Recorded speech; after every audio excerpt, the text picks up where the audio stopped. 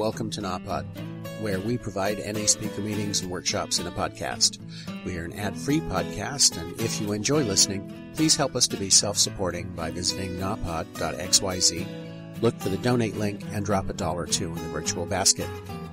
If you're also in AA or have friends that are, please tell them about our other podcast, Sobercast. Sobercast features AA speakers and workshops in the same format as NAPOD. We upload a new speaker every day, and it's easy to subscribe by searching for Sobercast, that's 2 words, on any podcast player app, or go to Sobercast.com. Enjoy the podcast, and thanks for listening.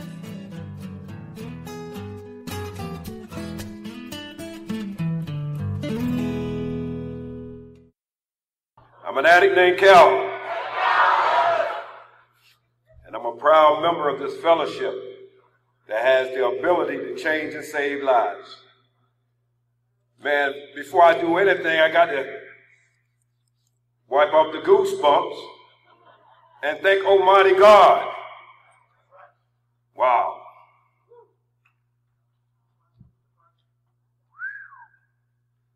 What a gift. What a gift. I want to thank the West North Carolina Convention of Narcotics Anonymous for having me.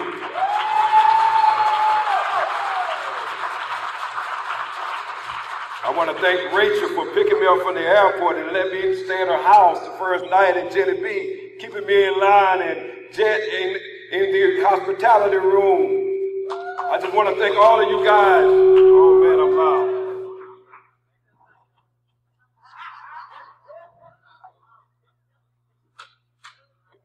All right.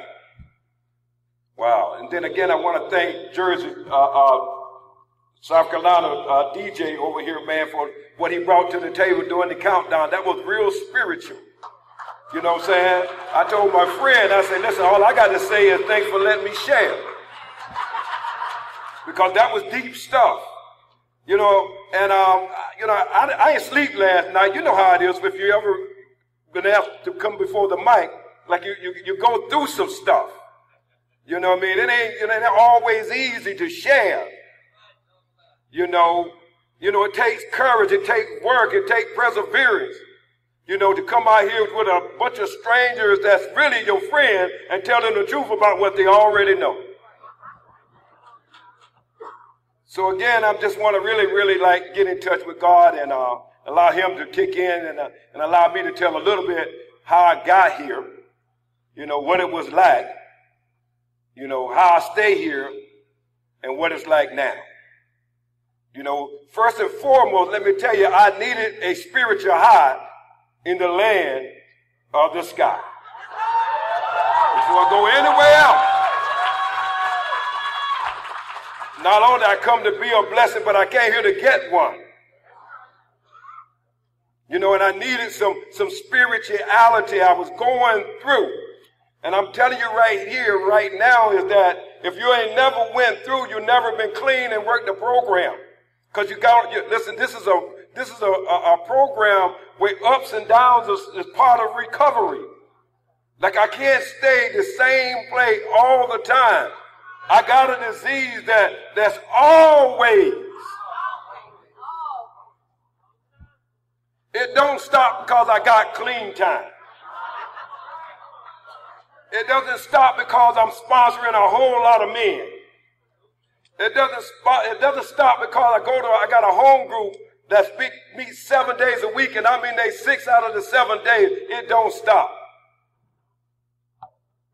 It wakes up long before I do.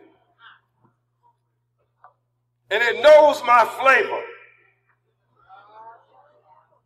So I'm just here to share because I got to share. You know, and I don't want to always talk about the good Gucci stuff because image will kill you. So let me give you a little bit, let me identify, you know, and I want to thank the speaker from Friday night, Pearl. Pearl, I love you. Let's give Pearl a hand.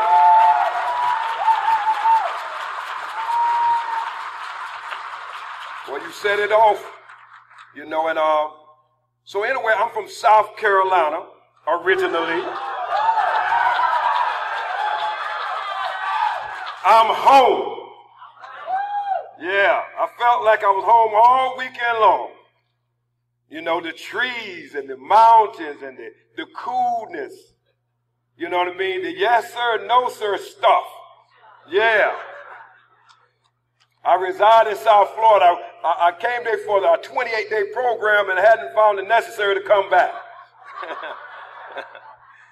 You know, and but before I got there, you know, like I came from a dysfunctional situation. My mother was killed by a serial killer when I was 2 years old, and I lived with a man till I was 10 years old that I thought was my father, and he was an imposter. You know, I can tell you a whole lot of stories. I got a lot of stories. You know, I had a lot of dysfunctional going on. I never felt comfortable in the house that I was in. I wanted to be somebody, anybody. I just didn't want to be me. Somebody can identify. I remember living in a house that was on some bricks, and somebody can identify the houses on the bricks. And I used to go under the house and deal with the crawdads. And I used to make a wish. And my wish was to be somebody. Anybody. Just not me. So I searched for love all my life and settled for anything that was resemblant of it. So at 13, I picked up alcohol. For those that don't know, alcohol is a drug.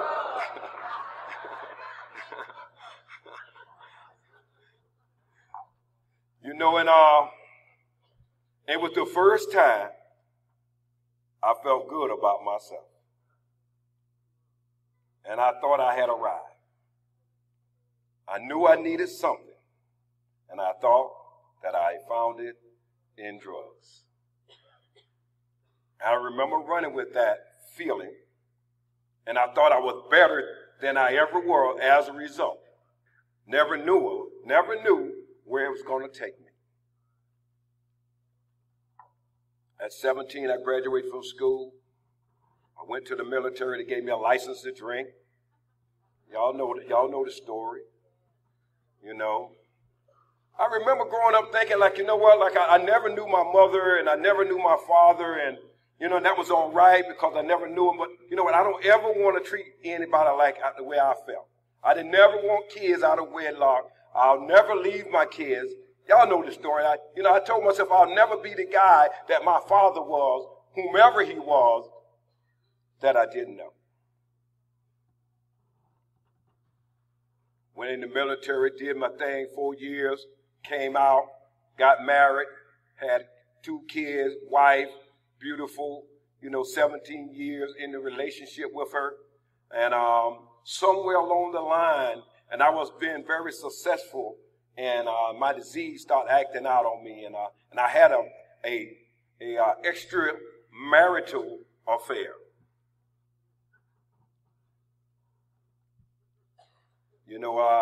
I wanted more than just one. And it was a secret. Y'all know about the secrets, right? Listen, I haven't had my drug of choice yet. My drug of choice at this time was sex. I was deprived of it. I didn't have no relationship there. So I told her, listen to rationalization. I ain't have no girlfriend growing up, so listen, I'm going to make up. Right?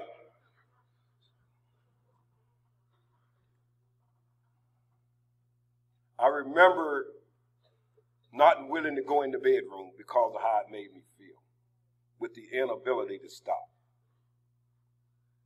I remember there came a time 3 or 4 years down the line having 2 relationships, two lifestyles, a secret life and a regular life. And when I went upstairs to the girlfriend, somebody else was there.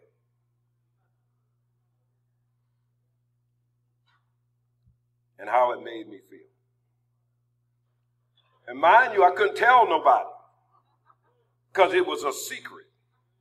See, it's hard to have a secret and tell somebody when the shoe hit, right? I have nobody to tell. But leading up to my own device, I found another avenue. That's when I was at 32 years old, and I decided that I probably could do crack better than the people that I knew. I saw it all around me. I don't know about nobody else, but I saw it, and I saw what the devastation of what crack was doing to everyone. But I knew in my heart of heart that what was done for them would not happen to me. I was too smart. I was too strong. I was too witty. There's no way. I'm not built like that. Well, 2 years later,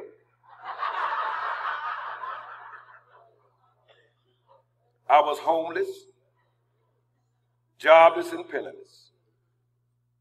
I remember leaving home, and it was 8 years before I came back. I had 2 kids. And the funny thing about, and let me back up a little bit, because I got to share this little piece.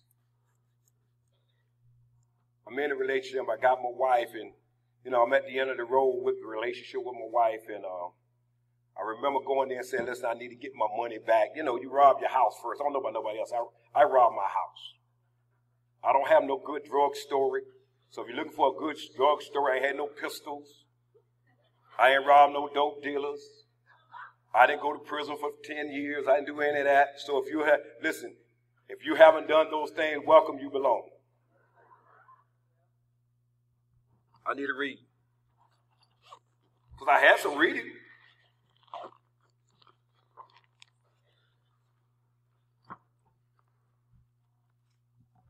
Before I get started on this journey, first and foremost, welcome. This book, which is the It Works How and Why, this book you have in your hand is a discussion of the 12 steps and 12 traditions of Narcotics Anonymous. We realize that whether written or verbal, no discussion of something as personal and individual as recovery can be all things to all people.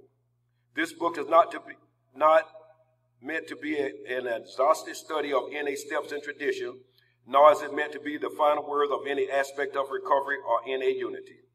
Rather, it is meant to determine your own interpretation of the principles contained in the steps and tradition. We hope you will find personal growth, understanding, and empathy in the following pages. We pray you will be moved to a new level of insight into your recovery and the valuable place you occupy as a member of Narcotics Anonymous. The basic text. Basic means simple. Text means language to study. God, grant me the knowledge that I may share according to your divine precepts. Instill in me a sense of your purpose.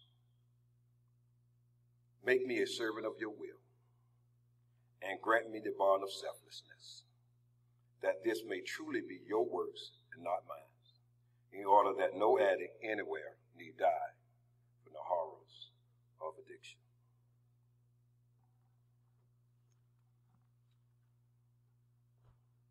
I remember the journey.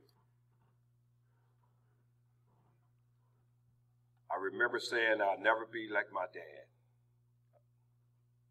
And I became everything that my dad was and then some. I remember going in the house, stealing out of the house, stealing things, man. I remember my wife at the time hiding the money under the pillow and I'm getting her. She hid it under the mattress and I was getting her. I remember one time, I stole the key and pushed the car down the road because I was going to be back by the time she get up. Y'all know I didn't. I didn't make it. And there was a time when someone came in my house looking for me. And they robbed my wife. They stabbed her in the abdomen. I remember being high. And on my way back, I saw the police surrounding my house. I thought they were looking for me. When I got there, they said, your wife was robbed and stabbed. She's in the hospital, and I got my neighbor to take me there. I saw her in the hospital. They had to cut the rings off her finger. She had an operation. It was successful. And my disease said, go pawn the rings because you need one more. I didn't want to do it. I thought I had some control. I was hurting. My mother was killed by a serial killer. I promised to take care of my family. And here I am. As this little boy that's always vowed to be a stand-up guy. I wasn't built like that. And when that happened to me, my world caved in, and I found myself riding up and down the street with butcher knives on a bicycle. I had went to the other side. And it didn't matter what happened to me at that time. I went into that dark place, that dark hole, that dark place in your spirit where nothing matters. I'm talking about a disease that don't care about where you came from. It doesn't care about all those promises that you made to yourself and the vows that you had with God and family. Like my wife didn't leave me, she escaped. When she got out of the hospital, she never came back. And I got these two kids, man, and I can't look them in the eye because, the guilt and shame was too unbearable for me to handle. So I said, listen, I'm going to go out on my own and I'm going to do my thing. And if I die, so what? It was 8 years before I saw my family again. And in the devastation that I caused myself and others along the way was among us. I remember being in Virginia. I'm at the homeless shelter. Listen, I'm homeless. I'm walking down the street, and it didn't matter whether a man or woman stopped. Y'all know what I'm talking about, some of y'all. If you ain't did it, keep coming back. Thank God nobody stopped, so I don't have that story. But if they would have, see, there came a time that it didn't matter. See, I don't want to come in here and pretend that I'm somebody that I'm not. I don't want to put on no airs because, see, image will kill me. It won't let me tell you the truth, and guess what? I'll be hiding inside of self, and I'll do it again because reservations. So I remember making it downtown, and I was walking across a field, and there was a cardboard box, and I don't know if you ever know anything about a cardboard box, but that was a safe haven for me. And I remember saying, oh man, God, thank you. There's a cardboard box. I moved that cardboard box under a tree where the soup line going to be tomorrow morning. And that was my best lick for the night. So after getting up the next morning, getting my little soup, and I went to the shelter, they let me in, and they allowed me to be a driver and pick up furniture. And there came a time when my disease, I had a bottom, right? I was at this bottom. I didn't know my bottom would have trap doors. I had no idea. I didn't even know that I didn't know. So now I'm in this bottom, and I'm at this homeless shelter. And listen, my man Shad from Atlanta said that I was at the end of the road. So I thought. Well, I couldn't use, and I didn't know how not to use.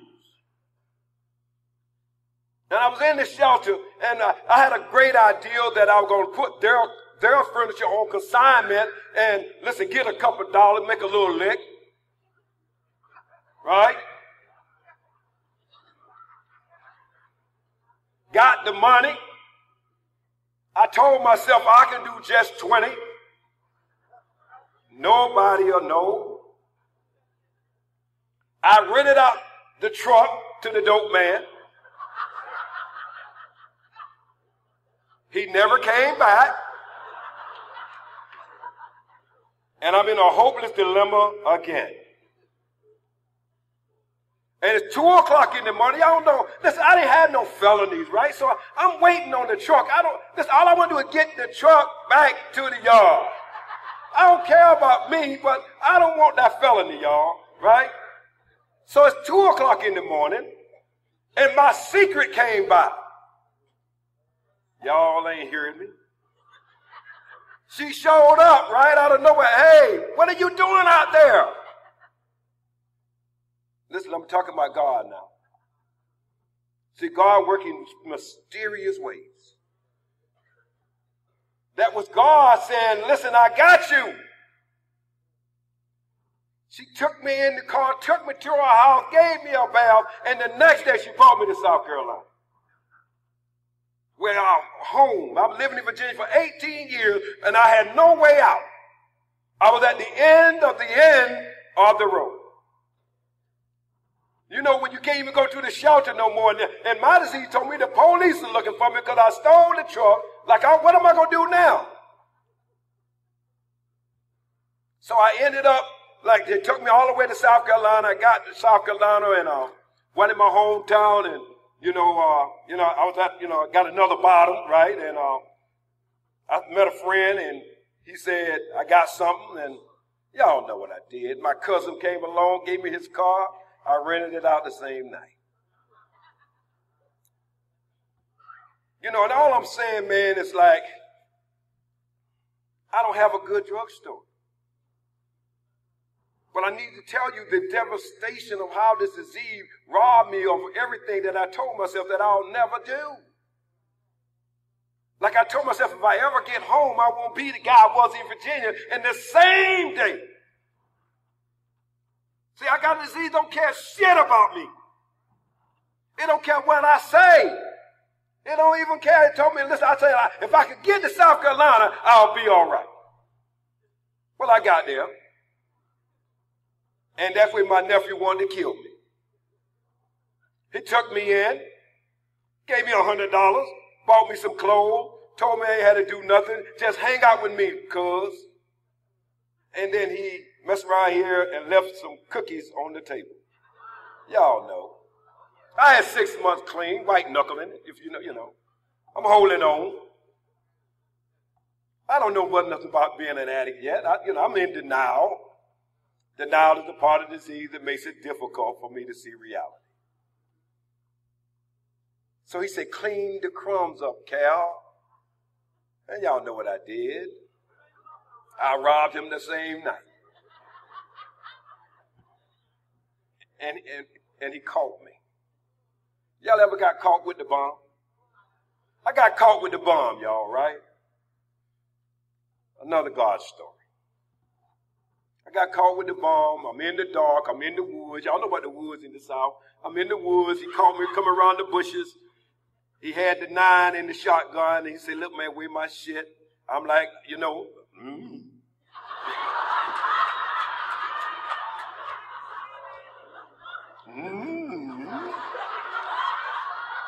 I can't talk when I get high.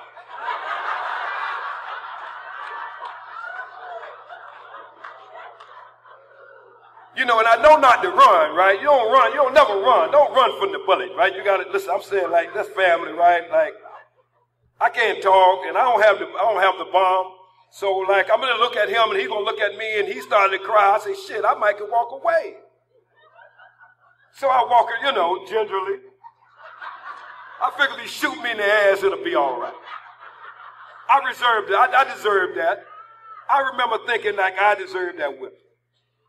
And he shot over my head, and I got across the field, and he drove around again. And I need to tell you, man, like the guy's in jail doing 25 to life for killing the next guy. I don't know why God loved me, but he did. I got a lot of God's stories, man. I got a lot of stories where they came to get me. I remember going to jail the day they came with a shotgun to get me in my house. Like, I got those stories. And I remember surrendering the first time in 1996, so relapse is part of my story. I remember going to the hospital and telling them I want to kill myself. There came a time when I'd rather to kill myself than to use like one more day.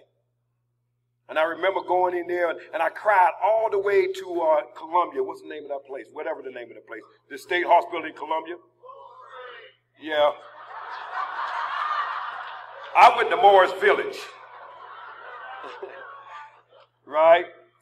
So I got there and I talked to a case manager, and they say, man, you an addict.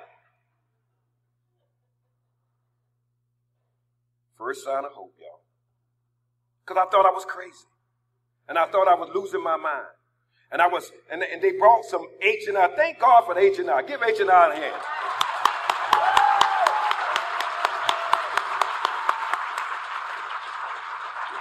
You know, and that's when first time I ever heard a message was in Morris Village. And the speaker was standing up like I am today, and he said the magical word you never have to use again a day of your life, a day at a time.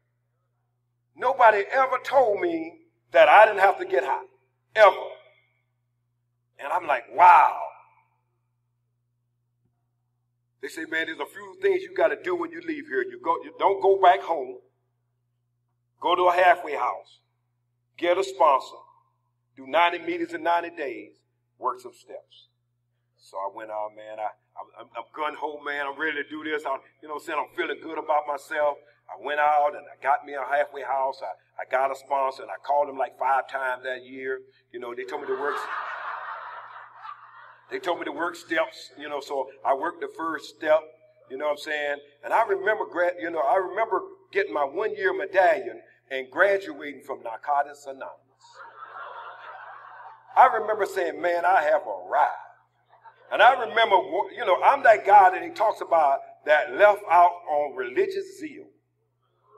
Remember, I was spiritual, you know, and now that I did a year here, I can go over there and do some damage. And I went into that other place, and in 3 months, my disease, the literature said, medicine, religion, psychiatry is not sufficient for us. My disease will always resurface and continue to progress until in desperation, I sought help from each other in Narcotics Anonymous.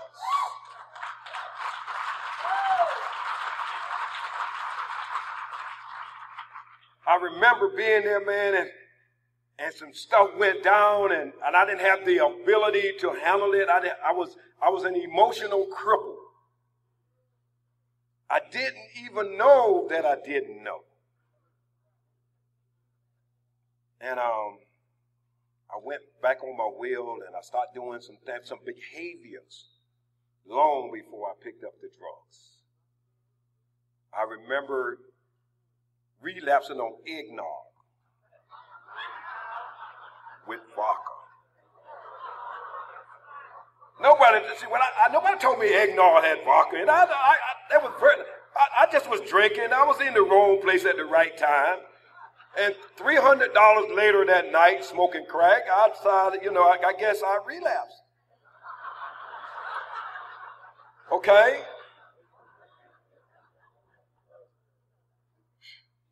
Three years later, check it out. And a baby along the way. I was in a relationship, it was a drug affair. Anybody ever had a drug affair? Y'all can identify with a drug affair. She smoked crack, I smoked crack, let's make a baby.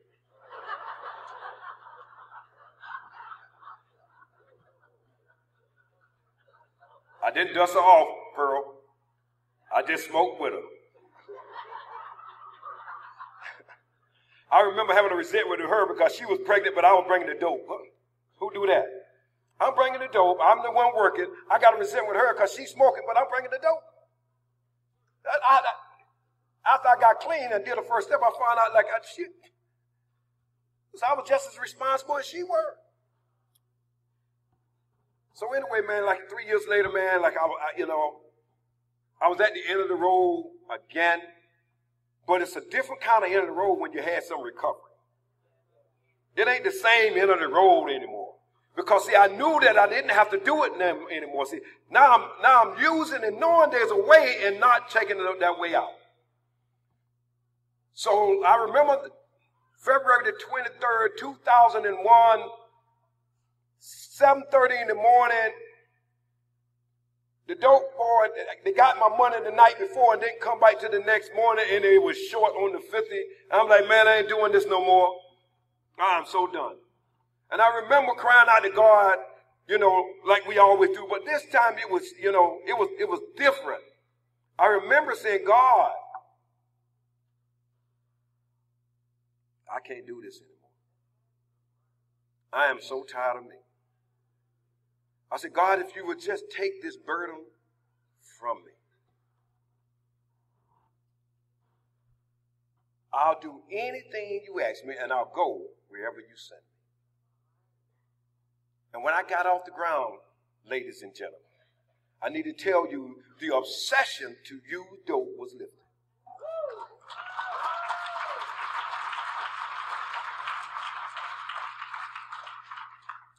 And that's the miracle. An unexplainable event. Didn't make no sense. I only used from 13 till 42. That's 29 years of using and in a blink of an eye.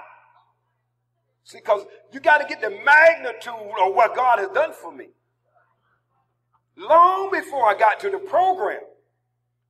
But what I told him was that wherever you send me, I'll go. So I made the phone call, 1-800-COCAINE Anonymous.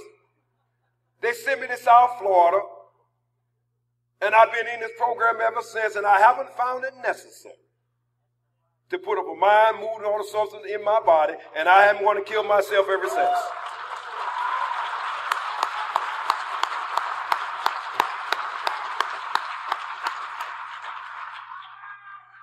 So I landed here.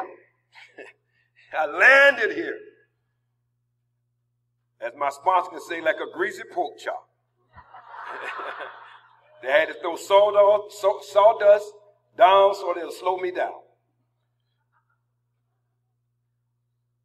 I sat on the front row this time.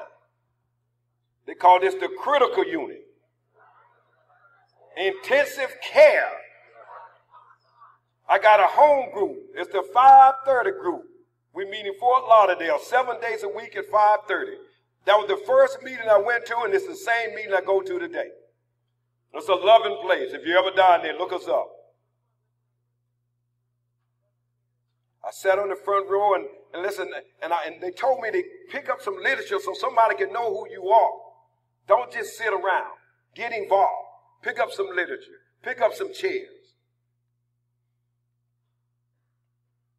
I got a sponsor. My sponsor, he sounded so profound. I need to tell you, like, my first sponsor, the lady that halfway house I was in, she wouldn't let him sponsor me. So there was a lady in my halfway that chose my first sponsor. My first sponsor relapsed when I got a year clean. I got a new sponsor.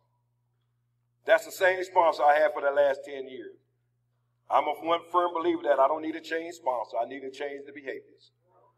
I don't need to change sponsor. I need to do the work. When I got an issue with my sponsor, I want to know what's wrong with me. I got this sponsor, man, and I called him. Like someone called him for 30 days. I called him for 90 days. I was afraid. I called him up. I started working steps. I got in touch with who's an addict. Most of us don't even have to think twice. Our whole life is centered in drugs in one form or another, to getting and using and finding ways and means to get more. We live to use and live. Very simple. An addict is a man or woman whose life is controlled by drugs. We are people in the grips of a continuous and progressive illness that ends are always the same. I got that. I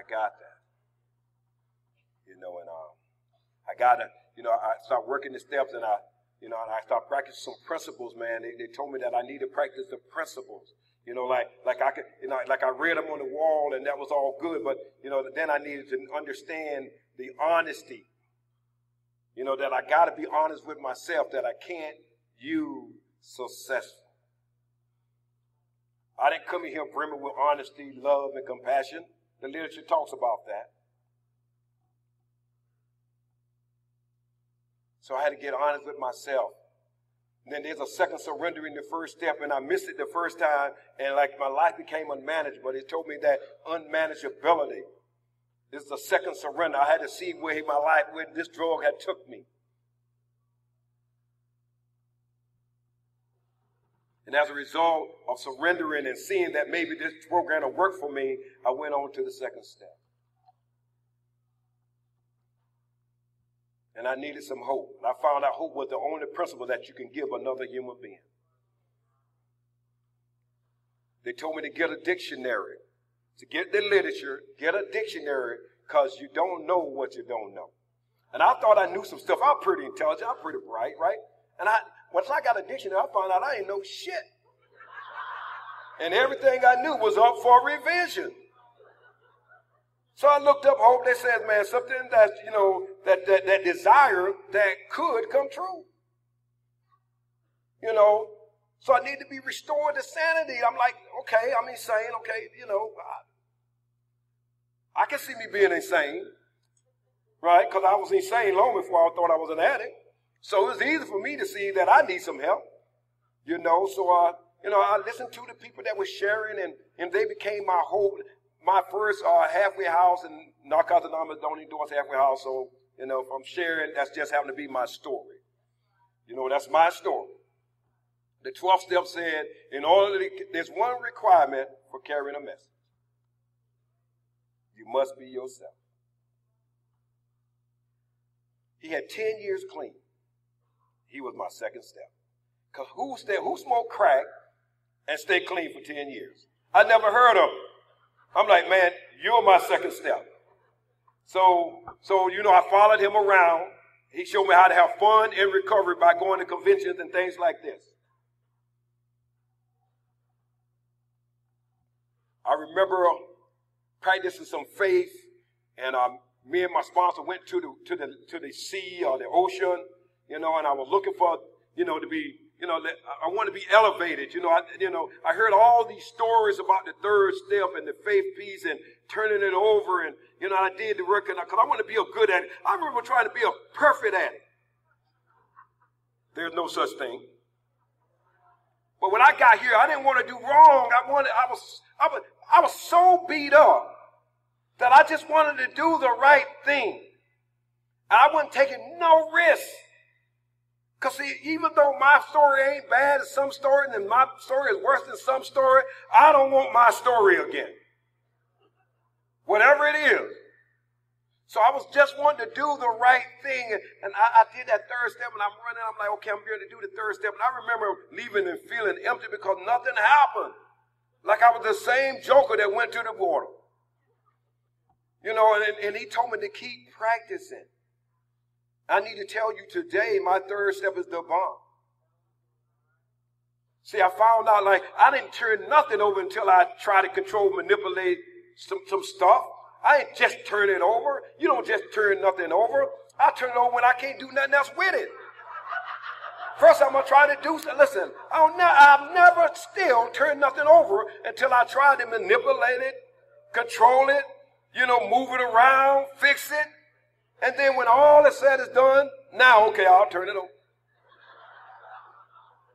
I've gotten better, but I'm still want to fix some stuff. But I need to tell you, man, I got a God of my understanding that's loving, caring, and powerful and forgiving. I needed someone to forgive me. I beat myself up so bad. I walk around with the ball and chain. I beat myself up, man. And I just need to be forgiven. I need to learn how to forgive myself. And I got a God of my understanding that's in my life today, man. Like I pray in the morning. And I ask him, keep me. I pray, I thank him at night. But everything during the day is not my business. I need to tell you, man, since I got clean, everything that God took me to, he brought me through. He always made provisions for me to get to the other side of any situation that's been in my life since I got clean. I can tell you so many beautiful stories. Listen, I got diabetes when I had 4 years clean. My sponsor moved in with me with diabetes when I got 4 years clean just to get me to the other side. Came out of nowhere.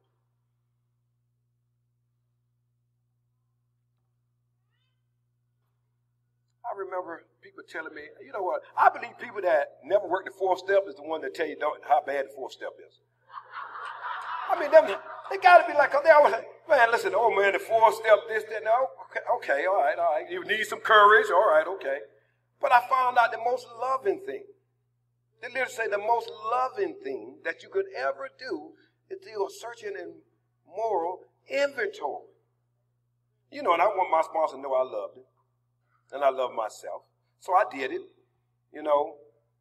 And I talk about some of the despicable things. I remember saying, man, and I didn't want to, you know how you don't want to share certain things. So I didn't want to tell him that I let the guy do the number, I was trying to hold off on that. I say, well, because, as long as I ain't, he said, well, listen, no matter how you did it, you're still in the game. I ain't going to do that no more. But the thing about it is he told me some despicable things about himself. He never judged me. And as a result of that, man, like I can come and share with you guys. We are as sick as our secrets. It's so important to get that stuff out of me. I thought that I was, different. I thought I was unique. You know what I mean? And then I share my story, and they're like, shit, everybody does that. When you get high like we do, everybody does that. Okay. So, I had some names along the way: Calvin, Leon, Pistol Pete, Hercules, Strong. At the end, they called me Hallway.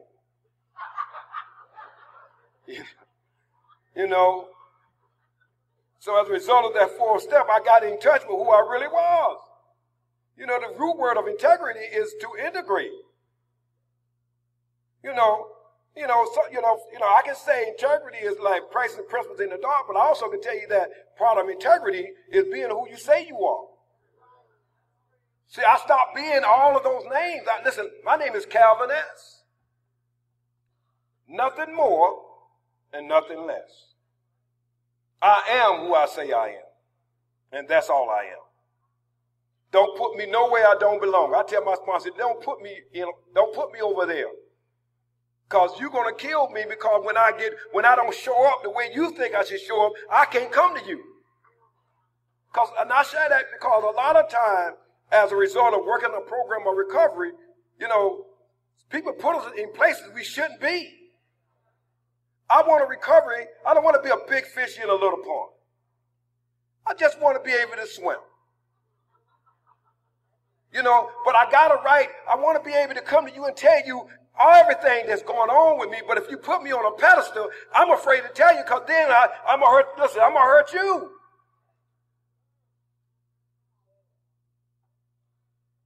I just want to be able to, like recover like anybody else. In the rooms of Narcotics Anonymous, being anonymous. That means faceless and nameless. No big eyes and no little U's. Let me walk in the room, sit down, man, and get the message like anybody else.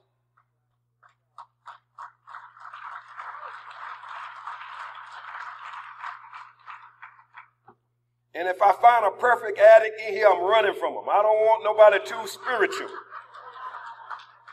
So I had to get away from it. My sponsor made me watch cartoons.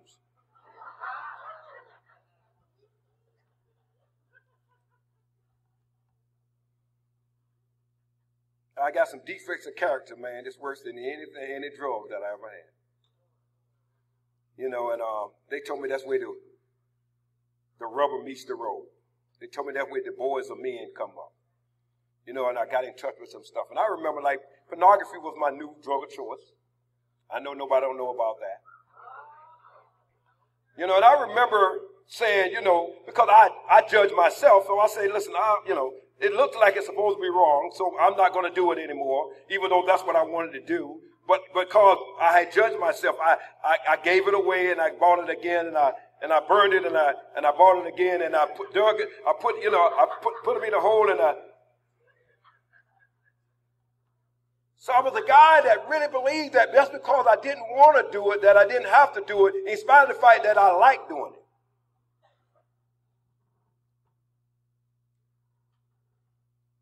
And I was in a meeting, the guy said, man, stop praying for stuff until you're ready to let it go. So I'm here to tell you, you know what, until I can accept my dilemma right where I'm at, I can't get better. I need to see myself just the way I am. I'm not promoting anything. I'm just telling you, whatever your disease is, and we all got it. We suffer from a disease that manifests itself in all areas of our lives.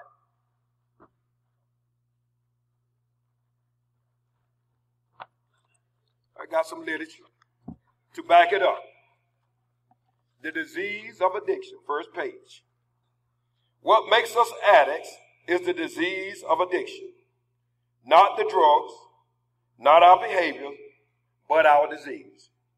There is something within us that makes us unable to control our use of drugs. The same something also makes us prone to obsession and compulsion in other areas of our lives. How can we tell when the disease is active?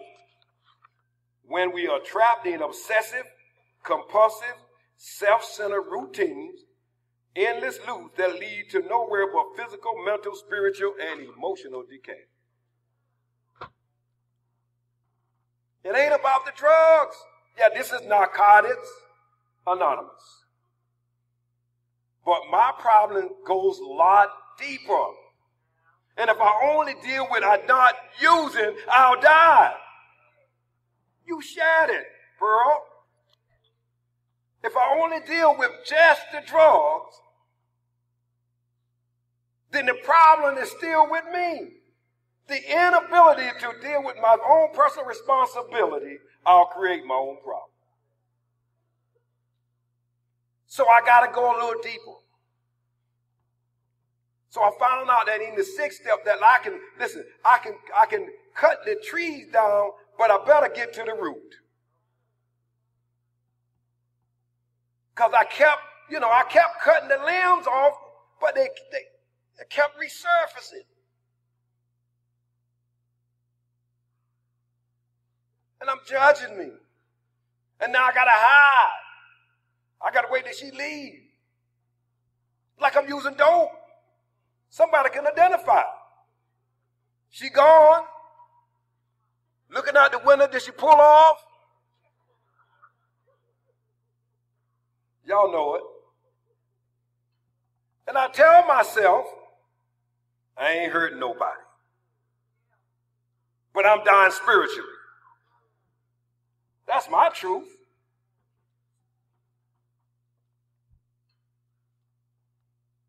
Thank God for humility. Thank God that he gave me an out. He said, man, listen, it's okay to be human. He said, it's okay, man, to make mistakes along the way. Stop beating yourself up for things that you're not ready for yet. Just keep coming back. Stop asking God to remove things before you're ready to let it go. Stop asking him to stop smoking cigarettes when you're on your way to the store to buy some. I don't smoke no more, but give me one right now. Stop playing with God.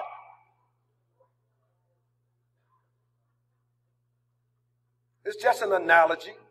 Everybody got a piece that they can put in there. Put your piece in it. I made a list. My sponsor, I gave my list to my sponsor. He said, well, where are you on the list? I said, what do you mean, sponsor? Because I'm still with the guilt and shame. I didn't know I had guilt and shame until I gave him the list and I went on the list. He said, why you didn't put you on the list? Okay, I put me on the list. He said, why you put that person on the list? Listen, you don't owe them nothing. You know, the second part of that was like I wanted to make that amends. And I remember going to my sponsor and doing the ninth step, and I knew he was going to give me all this good stuff, right? You know, I'm practicing some self-discipline, man. Okay, sponsor, I got this stuff here. I'm laying out. Now, what do I do with this one, this one, and this one? He said, just stay clean. Excuse me? Just stay clean. More will be revealed. I need to tell you guys, man, I was able to make an amends to everybody that was on that list.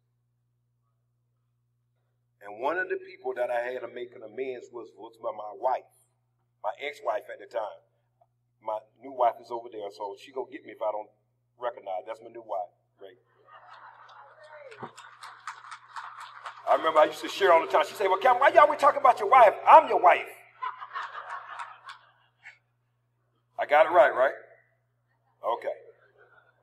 Okay. So my daughter came down, right, and she would visit me, and I bought her a ring, and my ex-wife said, Calvin, can you get me a ring like that? And I said, sure, I can get you a ring, because I didn't know how I was going to make amends about that ring thing. So she said, yeah. I said, yeah. I said, I owe you a ring. She said, no, you don't. I forgave you back in the day. I said, no, that ain't how we do it in here. I owe you a ring. Tell me your size. I'll get it and I'll send it to you. Don't send me nothing. This is for the ring that I took back in the day. I was able to make an amends in an area where I thought that was impossible. But when they told me to keep coming back and stay clean, anything is possible.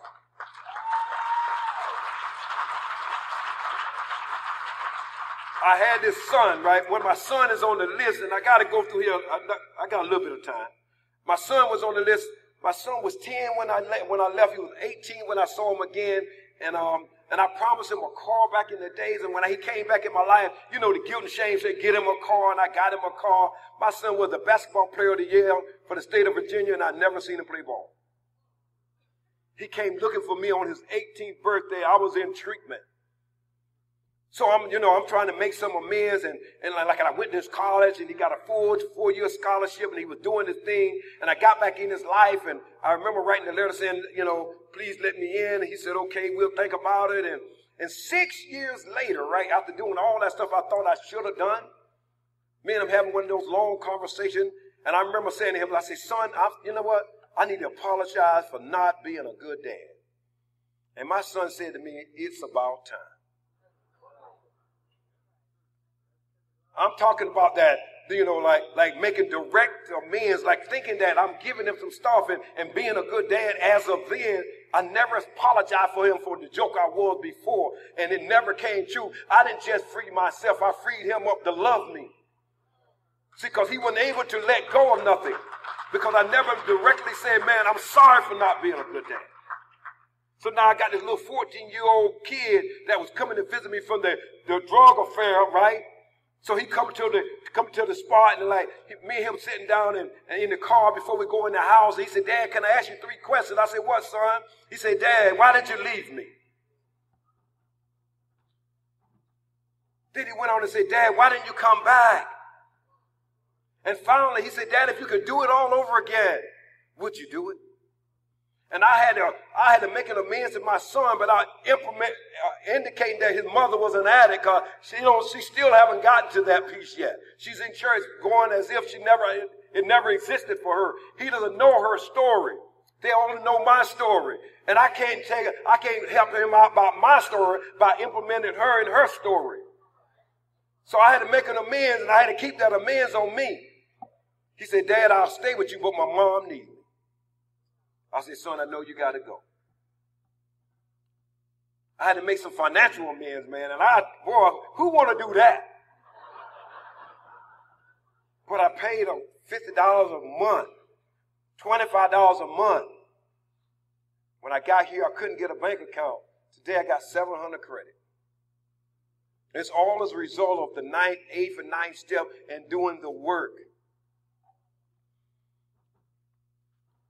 Then I get to look at myself. Religion talks about that perseverance, man. Like taking a look at what's going on with me in the here and now, so I don't back myself in a corner that I can't come out clean.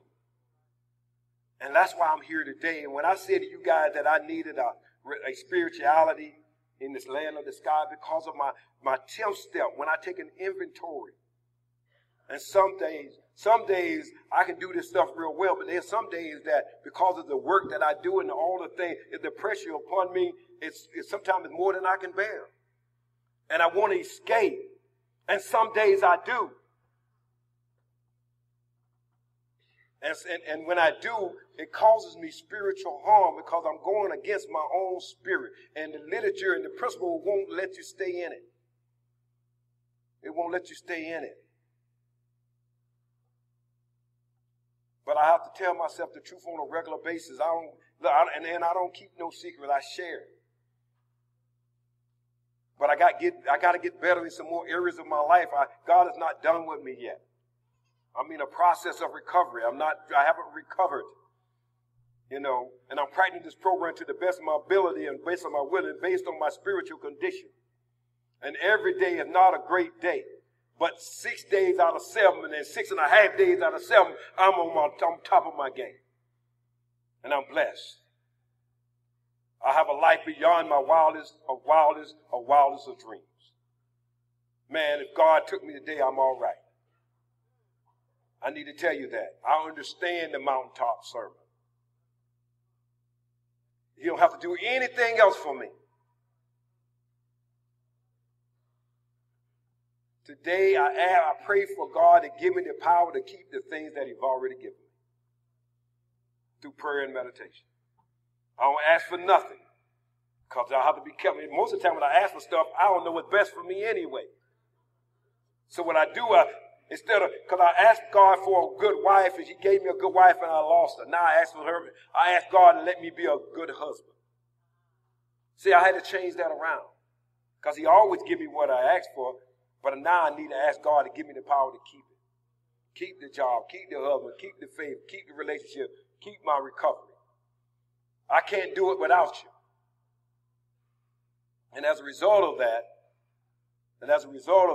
we get to come here and carry the message and talk about that new way of life. This new way of life that I found here in Narcotics Anonymous, man, I wouldn't trade this. Listen, I am a happy camper. I am a satisfied camper. This is the greatest show on earth.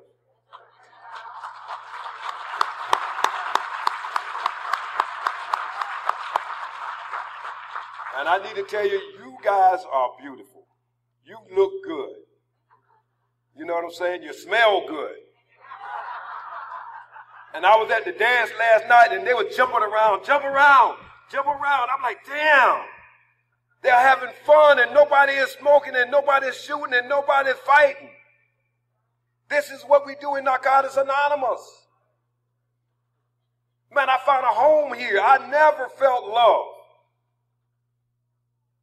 I never felt love until I got in the rooms of Narcotics Anonymous. I've looked all my life to find a place that my spirit will rest. I searched all my life. I went everywhere. I've been all over the place. This is the only place I ever felt comfortable. Ever. Right here. And this is where I do all my service. I don't go nowhere else. I'm not a renegade. I'm just a recovering Narcotics Anonymous member.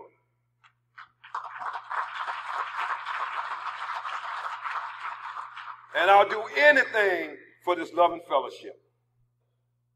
Because it saved my life. It gave me a life. And I can't imagine where I would be without it. So I owe a debt of gratitude. No matter how many sponsors I got, how many steps I work, how many meetings I attend, how many service committees I attend, I can never repay the debt to this program. Ever. To the day I die.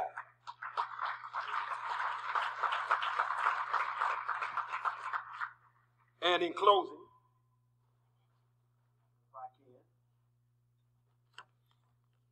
this is the new literature, Living Clean. Give Living Clean a shout out because this is some good stuff.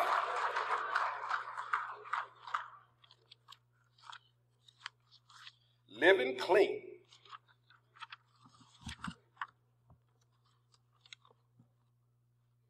The most important thing about living clean is that we are alive to do it. Rewind. Y'all need a rewind? The most important thing about living clean is that we are alive to do it.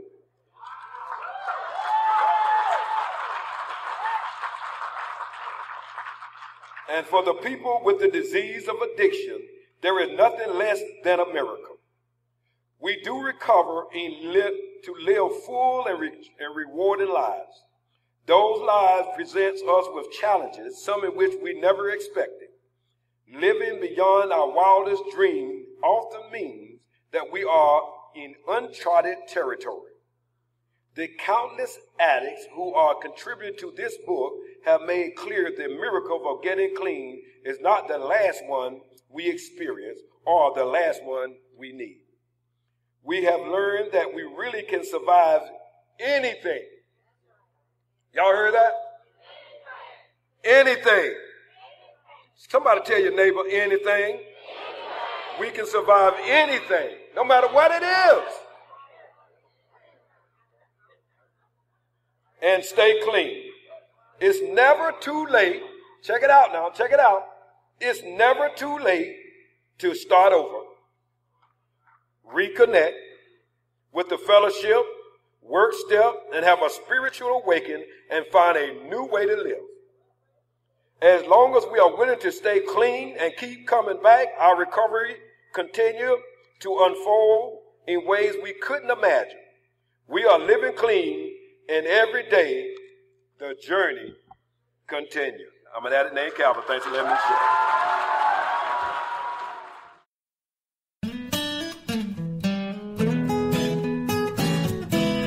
Thank you for listening. I hope you enjoyed the podcast. Please help us improve our ranking so others can find us by putting a review on Stitcher, iTunes, or your favorite podcast index. NAPOD is ad-free thanks to the folks supporting the show with $1 more per month. If you enjoy listening, you can join them by going to napod.xyz and looking for the donate link. Thank you for listening. Have a great day.